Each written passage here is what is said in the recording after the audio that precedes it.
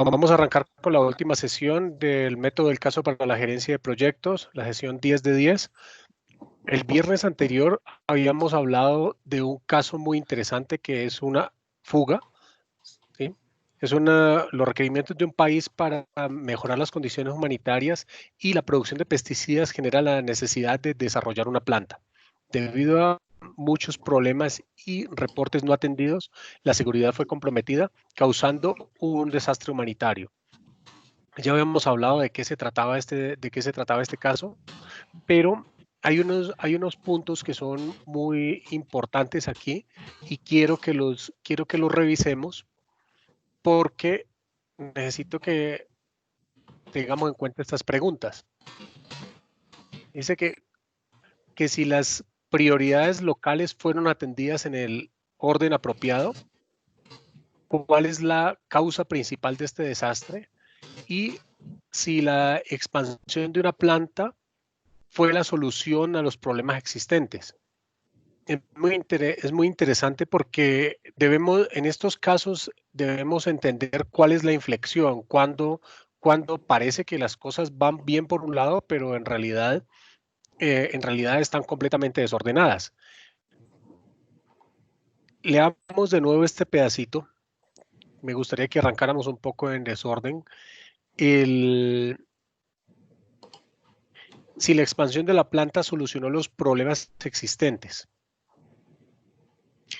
Veremos solamente este párrafo que voy a resaltar aquí.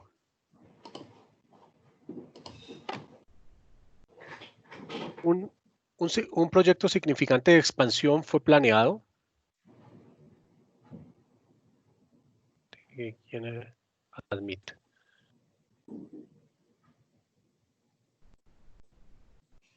Admit estaba Martín y... Ok.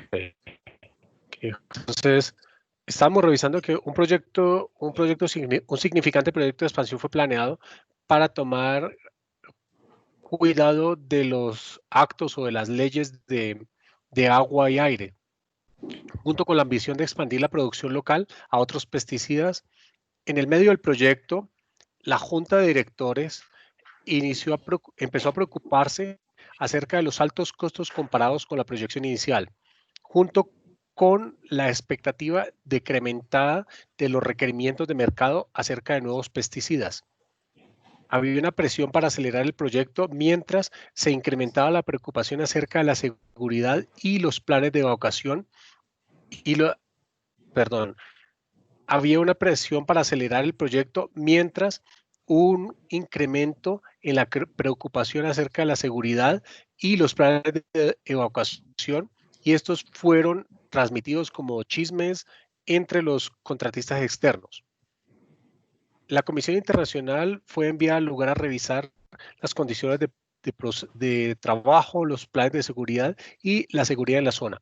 Un reporte extenso fue presentado al Consejo junto con un juego de recomendaciones que pretendían mejorar los puntos levantados en este reporte. El primer intento para producir el nuevo pesticida se convirtió en una falla y la sección de la planta relacionada a este fue apagada para revisar los inconvenientes observados, y un nuevo plan se puso en lugar para recuperar la producción. Este es relacionado al tercer punto para Martín y Hulbert, que llegaron ahora. Estamos discutiendo un poco las preguntas, pero quería arrancar con esta, porque perdón, me devuelvo, porque si una expansión de la planta era la solución a los problemas existentes.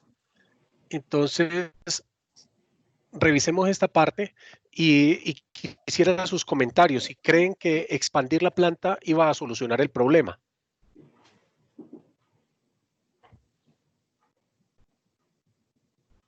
¿Ustedes qué creen? Buenas noches, verla con Buenas ustedes. noches. No, pues yo creo que, o sea, expandir sin antes tomar los correctivos que sean necesarios, pues lo que va a hacer es agrandar el problema. O sea, mientras no se tome una decisión de cuál fue la problemática que está ocurriendo, ¿sí? Y cuál es la solución a la misma, pues expandirla va a ser pues crear un problema más grande, es lo que yo pienso. Sí, este es un problema interesante de gestión de proyectos porque si ustedes ven, están los directivos de la junta preocupados por los gastos, pero a la vez hay otro stakeholder aquí que es el mercado. Los stakeholders no siempre son personas, son las necesidades de mercado o quién nos está comprando, una institución. Pero el mercado parece, parece que las expectativas de compra no son las que se requerían cuando se planeó la expansión. Entonces, es muy interesante esto porque si ese es el caso, hay que replantear las cosas. No podemos seguir corriendo a construir la tractomula si al final vamos a tener un camino de herradura o un camino de tercer nivel. Qué otro punto ven ustedes aquí interesante?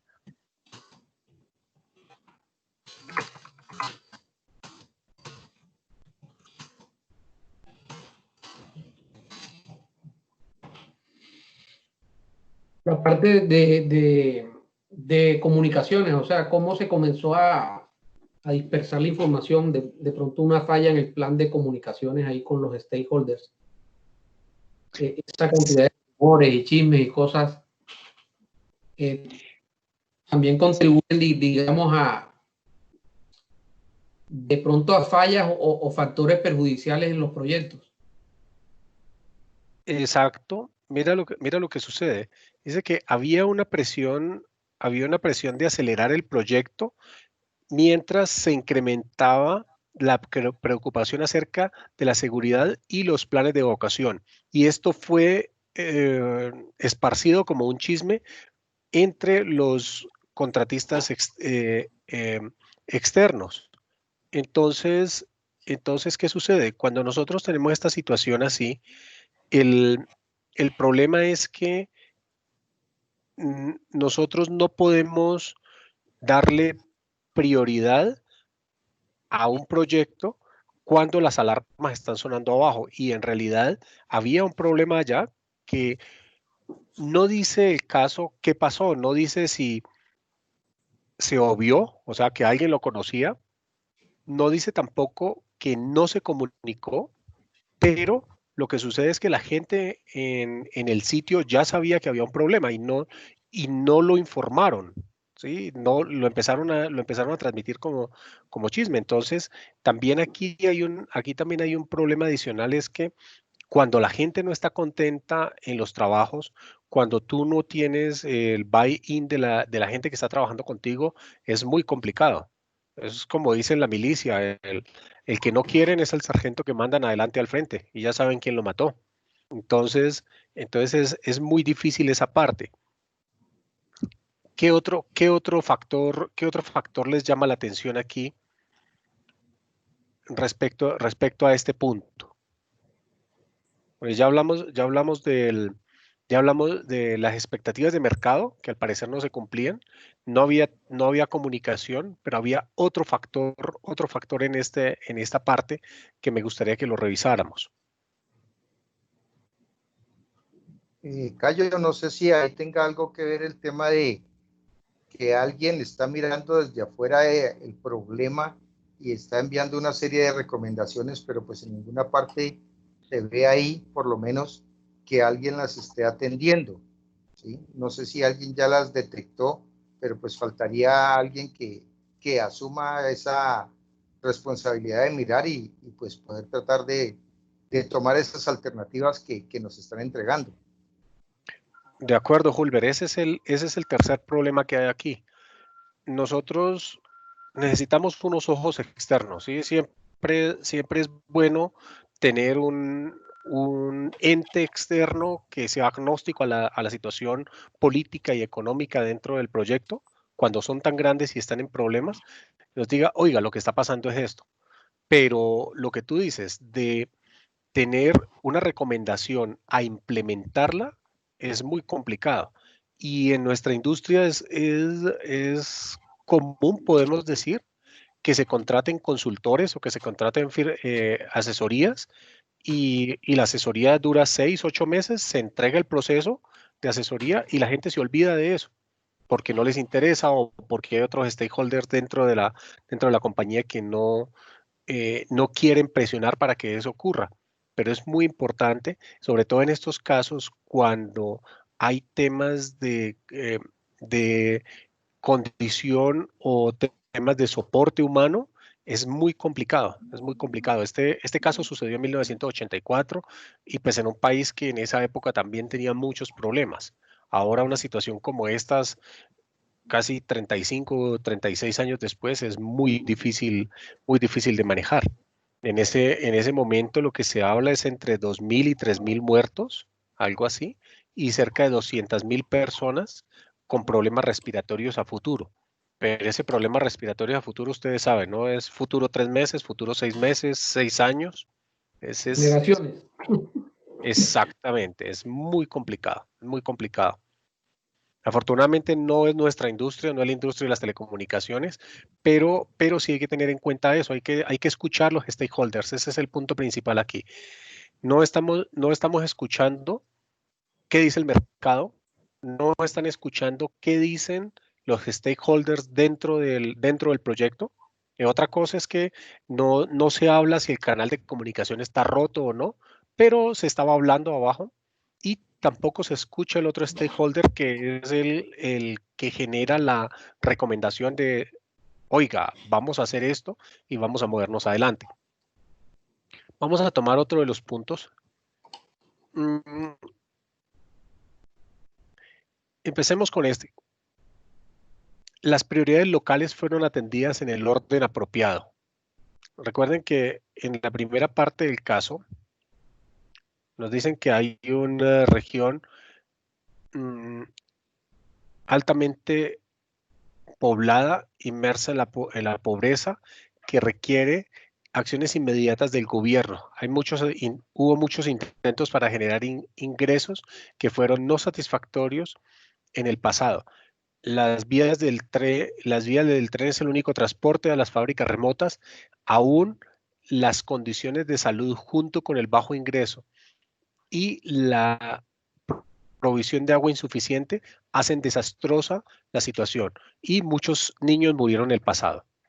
La rata de mortalidad es alta comparada a otros lugares en el país. Podemos incluir esta parte. El hospital fue construido para mejorar las condiciones, pero aún los doctores no pueden recuperar a los niños y el problema se convierte ruidoso en las autoridades internacionales.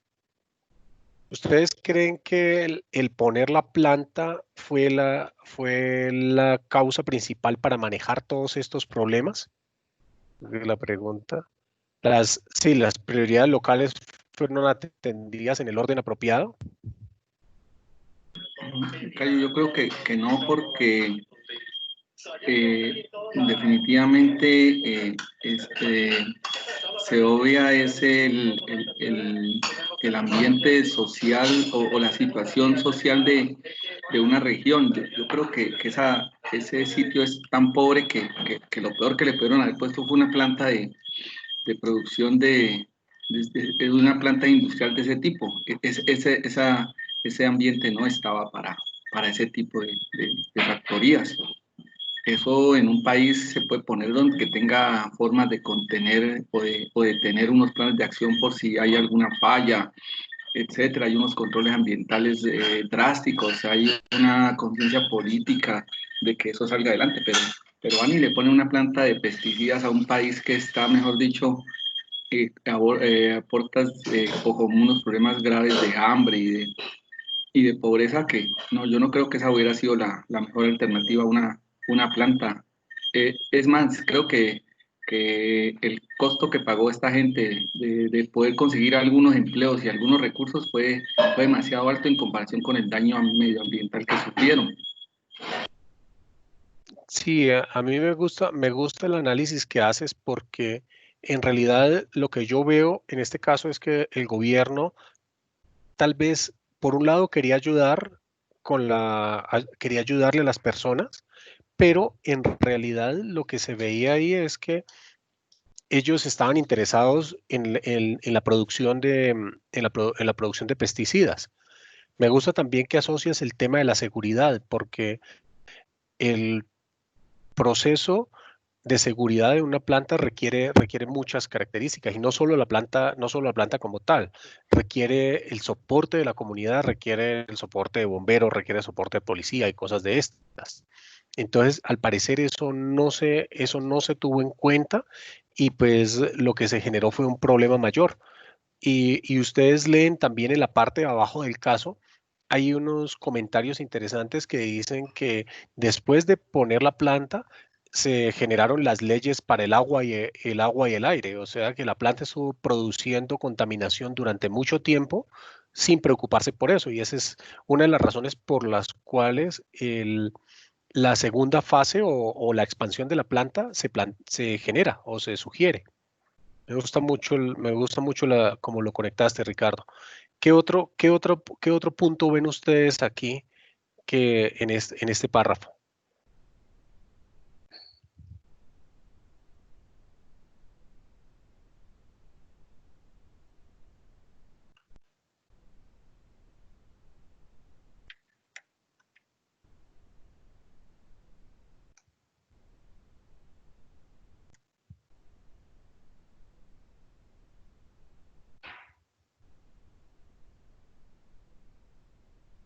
Qué otra cosa ven ahí que de pronto no les suene o algo así?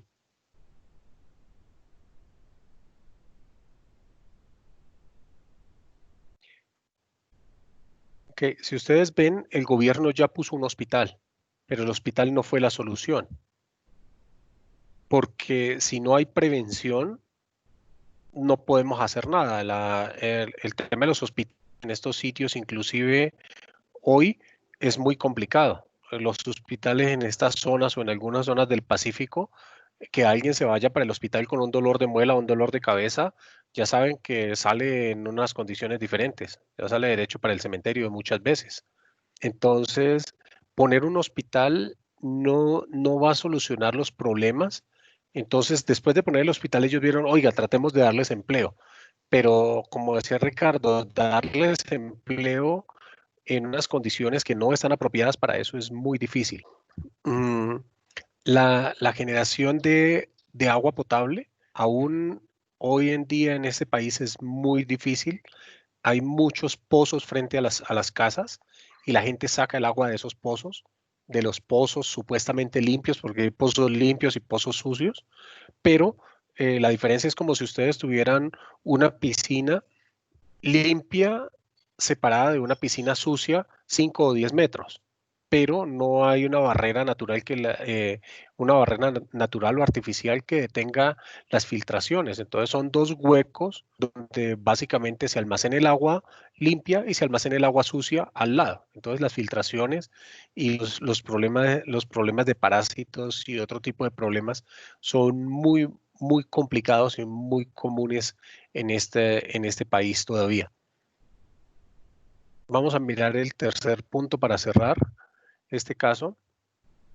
¿Cuál creen ustedes que fue la causa principal, la causa líder de este desastre? A mí me parece que cayó. Sí, te escucho. A mí me parece que el problema, pues yo no estuve en la lectura del caso desde el inicio, pero es como decir llevar un proyecto industrial a una zona desatendida. Implica hacer una proyección y un estudio del impacto social, económico, el impacto ambiental, y quizás es haberse saltado todas esas etapas, ¿no? Porque es como decir, yo voy al Pacífico, voy a montar una planta una planta petroquímica allá en el Pacífico. Obviamente la voy a montar en una zona que tiene muchos problemas económicos y obviamente pues voy a pretender dar trabajo, dar empleo y hacer, digamos, hacer un aporte social al entorno. Pero si no hice el estudio ambiental, del impacto ambiental, del manejo de los desechos, del impacto que produce la planta, el daño en la población, etcétera, etcétera.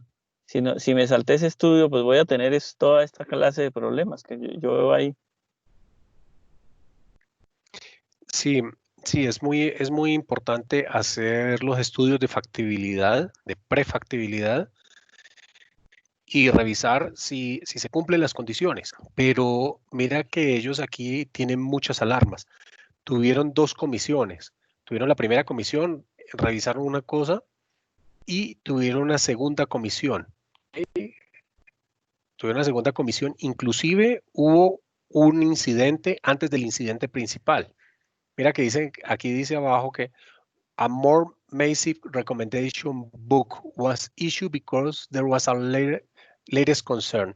Dice que se generó un libro de recomendaciones mucho mayor porque había más preocupaciones acerca de la planta después de la verificación previa. O sea que esa vaina estaba mal, nadie la revisó y por supuesto lo que va mal sigue mal. Cuando hicieron la siguiente revisión, pues hubo una cantidad de inconvenientes adicionales y no le hicieron caso a eso. Entonces ¿qué pasa? Cuando los problemas empiezan a aparecer, la gestión de los problemas es muy importante. O sea, tener una conexión entre lo que pasa, y eso también es un error que le sucede a muchos proyectos grandes cuando el gerente de proyectos está enfrascado en el manejo del calendario, está enfrascado en el despliegue en sitio, está enfrascado en los reportes hacia el cliente e internamente, y está enfrascado en los problemas. Entonces, en esos casos, una persona que se apropie, encargue de la conexión de los problemas y de la priorización de ellos, es muy valiosa, porque si ustedes ven aquí hay una cantidad de inconvenientes. Estaba estaba el tema del agua, estaba el tema del empaque, el tema de los trabajadores, porque también recuerden que ellos bajaron la calidad de los trabajadores porque estaban recortando gastos, porque pues ya no se iba a generar tanta demanda del pesticida. Entonces, todas estas cosas se deben conectar. Hay gente que es muy inteligente es muy perspicaz para conectar los problemas, pero también hay que tener en cuenta que un gerente de proyecto tiene muchas cosas en la cabeza y lo que necesita es manos que le apoyen a construir una solución a los problemas que ocurren, no dejar que los problemas se apilen. Yo he visto muchos gerentes de proyectos que son muy buenos, pero se enfrascan en el día a día y cuando menos piensan se estalla una cosa pequeñita. Por ejemplo, uno de los riesgos se revienta y cuando menos piensan, el PM termina perdiendo la cabeza por eso, porque básicamente no pudo tener control de eso, no porque le faltara, sino porque no porque le faltara voluntad, sino porque el tipo le faltaban manos para hacer las cosas. Voy a detener la pantalla aquí porque este es el último caso. Voy a compartir la pantalla y, y me gustaría que habláramos todos de las conclusiones. Si ustedes ven, la mayoría de puntos aquí no se solucionaron con software o con soluciones técnicas. Todos los casos tuvieron una solución gerencial. Y entonces eso es una primera conclusión, que las soluciones fueron atemporales. O sea, nosotros podemos replicar estos casos en el pasado unos cuantos años atrás y en el futuro otros cuantos años, y muchas veces la solución de estos casos va a venir desde un punto de vista gerencial. Y también, si ven, hay casos donde se originó por problemas técnicos, pero también hubo personas implicadas y la solución implicó personas. Qué otros puntos les llamó la atención aquí de los casos que vimos?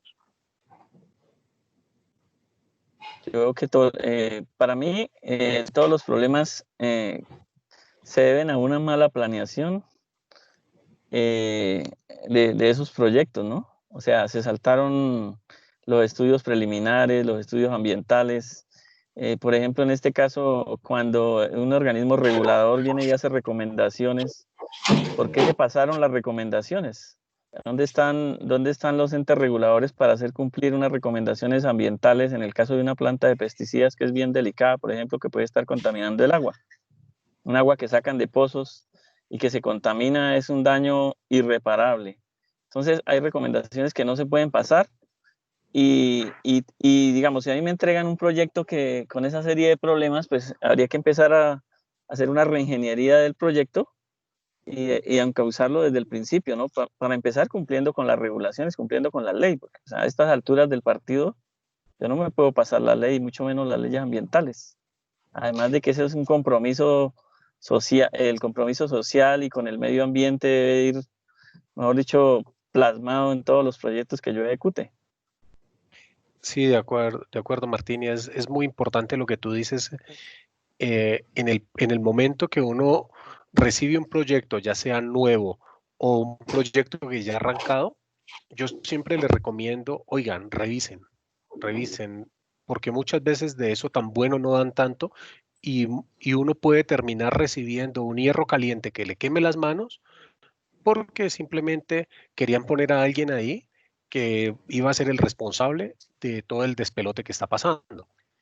El tema de las leyes es muy importante porque también cuando se firman este tipo de proyectos y cuando está el contratista al frente de esto, sobre todo en temas de ingeniería civil y otras cosas, es muy visible y al final esta persona es la que termina pagando legalmente los errores que ocurran. Entonces me parece muy pertinente tu apreciación y es revisar qué pasa. ¿Sí? No nos traguemos enteros. Yo les decía en algún momento, lean el contrato. Léanse el contrato y un contrato largo no nos debe asustar. Debemos revisar todo lo que dice y apoyarnos mucho en el contract management, en la persona que gestiona el contrato. Y la parte legal, por supuesto, ¿no? ¿Qué otro punto les llama la atención? Digamos, yo veo una lección aprendida y es que el manejo de proyectos requiere una visión holística, ¿no? Una visión holística. Tú tienes que mirar la parte jurídica, la parte financiera. Fíjate en el caso de las multas estas del contrato leonino, que unas multas del 25% y en 4 fases.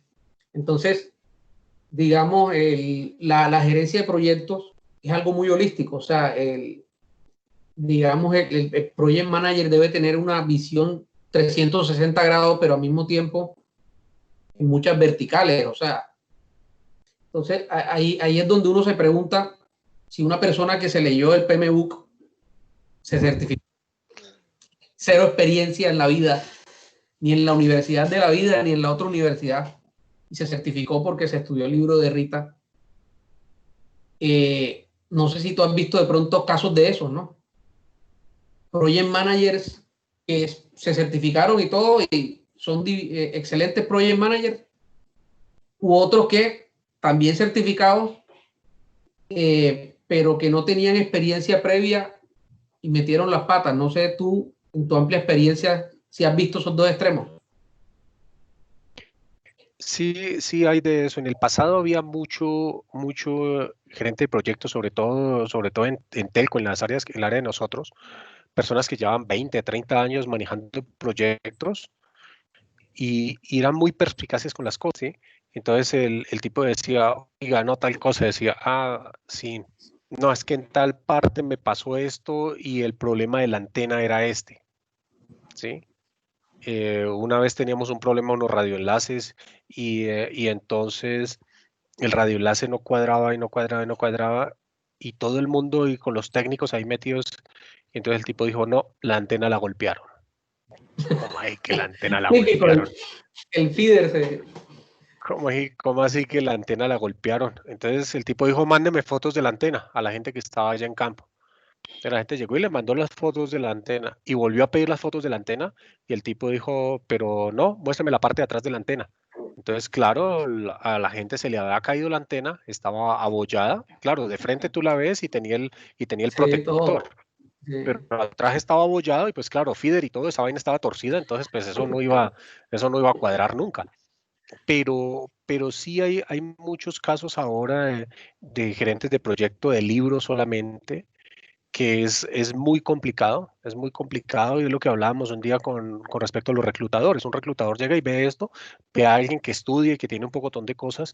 Para mí el estudio está muy bien, pero en este tipo de situaciones la práctica y la experiencia es muy importante. Entonces, claro, alguien te puede certificar los 4 años de práctica, pero vaya usted a montarle, a decirle que haga 2 enlaces vía Munchique o arriba en la costa o esos enlaces tan chéveres que hay en Antioquia. Entonces, ese tipo de situaciones es muy complicada, es muy complicada. Por otro lado también, tú decías que el PM debe tener una visión holística, sí, debe tener una visión holística, pero en la medida que el proyecto se vaya complicando, el PM debe tener personas que le ayuden a eso, que le ayuden a mantener un cronograma, que le ayuden a mantener los riesgos, debe tener persona que le ayude a mantener los reportes y las otras cosas, porque si no, al final el tipo termina haciendo de todo y el día que se le pasan 2 cosas, pues ese día lo crucifican. Pero sí es muy, muy importante eso. ¿Qué otro punto les llamó la atención aquí?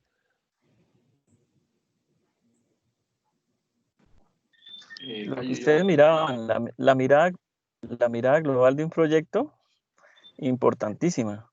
Porque de todas formas, esos casos, digamos, yo no tengo mucha experiencia en telecomunicaciones, pero digamos, a mí, digamos que el proyecto sea surgir de comunicaciones a un sitio alejado, como decir Puerto Rico, Caquetá. Hay que ponerse unos puntos de señal allá para manejar comunicaciones de alta velocidad, digamos. Entonces, me imagino que a partir de esa necesidad se genera un proyecto y yo como gerente, obviamente debo de tener el personal especializado que me asesore y que me solucione los problemas técnicos. ¿Cuántos radioenlaces necesito? ¿Qué tipo de solución es la mejor? Vía satélite, etcétera. Que me haga los diseños y que me asesore en la parte técnica.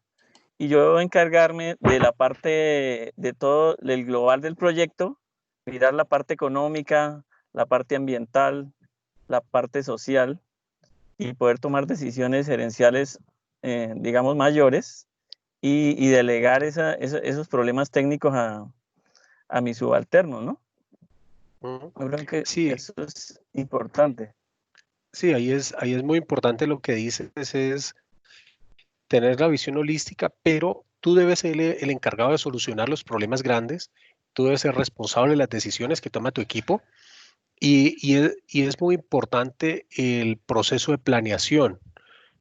Cuando se hace la preverificación o cuando se hace la venta, generalmente las empresas que son maduras en esto involucran al mismo gerente de proyecto que hizo la planeación en el despliegue, porque antes sucedía mucho que tenían una oficina donde se planeaba todo, los tipos estaban en cualquier parte del mundo, cuadraban los diseños, cuadraban todo esto y se lo entregaban acá.